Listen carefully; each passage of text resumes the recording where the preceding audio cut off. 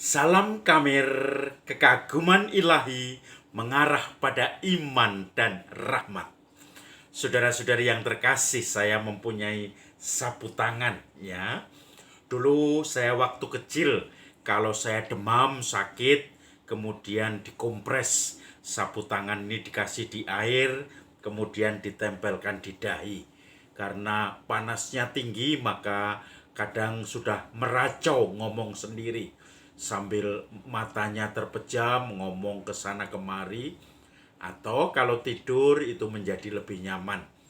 Biasanya ibu saya nggak bisa tidur kalau saya sakit karena ibu saya menjaga nanti kompres itu diperas lagi airnya, dicelupkan ke air lagi, kemudian ditempelin ke dahi lagi.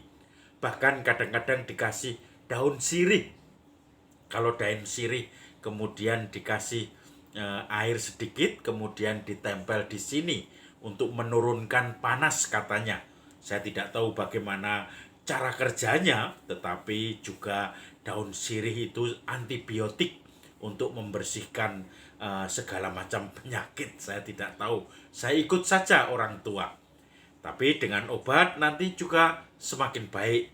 Kalau misalnya kadang-kadang dulu ya kena demam berdarah, itu pasti langsung masuk rumah sakit atau paling enggak diundang mantri untuk berobat. Tapi saya selalu teringat, kalau saya dikompres dengan ini, maka saya akan cepat sembuh. Dan saya yakin saudara-saudari semua kalau dikompres dengan ini juga cepat sembuh ya. Karena kemudian matanya terbuka. Wah, saya pengen membelanjakan ini. Ini alat kompres yang efektif untuk menurunkan panas, menurunkan kolesterol, menurunkan ketegangan tubuh. Saudara-saudari yang terkasih, hari ini Injil berbicara tentang ibu mertua Simon Petrus yang sakit demam.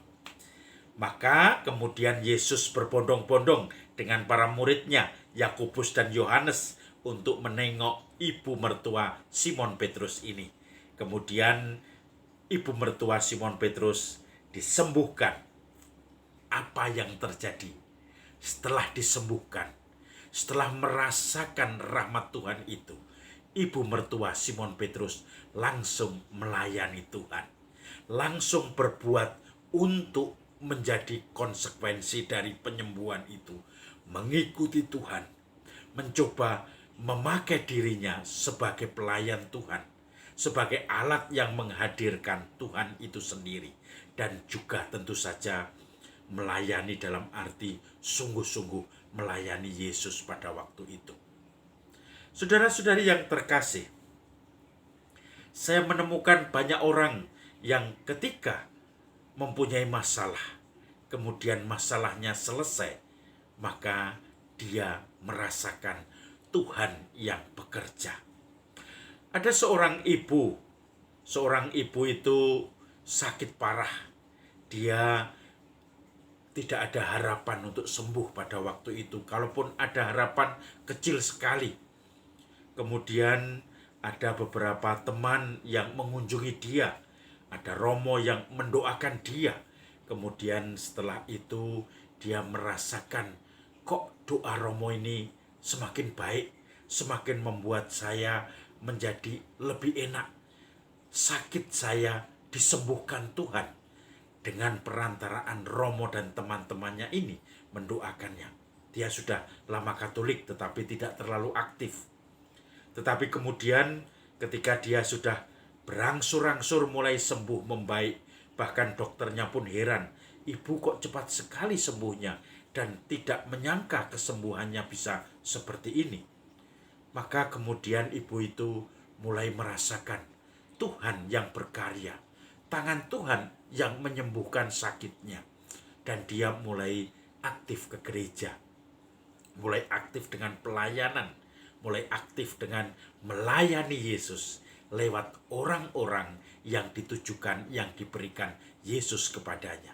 Dia menampung orang-orang yang tidak punya pekerjaan, memberi pekerjaan.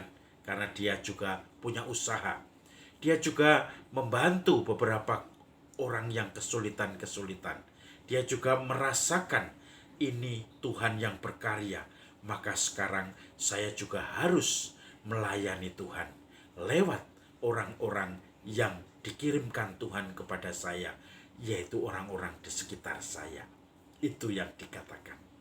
Maka saudara-saudari yang terkasih, konsekuensi disembuhkan, konsekuensi dikuatkan adalah melayani Tuhan, berbuat baik kepada orang-orang di sekitar kita yang diberikan Tuhan kepada kita. Sudahkah kita melakukan itu semuanya? Salam Kamir, kekaguman ilahi mengarah pada iman dan rahmat.